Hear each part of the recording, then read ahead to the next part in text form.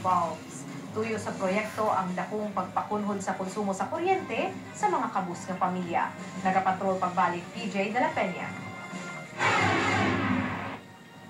Giabi-abi sa mga taga-Impasugong Bukidnon ang paggamit sa solar bottle bulbs. Ning bag-o, 1,500 kumabalay ang natauran sa solar bottle bulbs aron maminusan na ilang paggamit sa kuryente sa baratog maayong pagi. Teknolohiya kung asa tubig nga gisulod sa plastik nga botelya, kung maigo sa sinag sa adlaw, maghahatag na og kayang sulod sa usa ka balay. Para sa environment natin, instead na na matatapon na lang itong mga boteng to sa mga dump site na makikita natin yan na sinusunog sa dump site or makikita natin sa mga drainage systems na bumabara sa drainage systems natin. So instead na ganon, meron tayong tinatawag na upcycling. Instead of recycling, recycling is you're using it again to its original use or similar.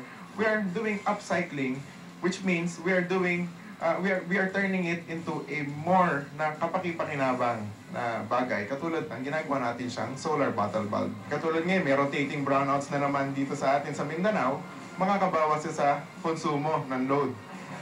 Matabangan sa pauban kay kining nga proyekto magkatabang isip ang ginabuhian.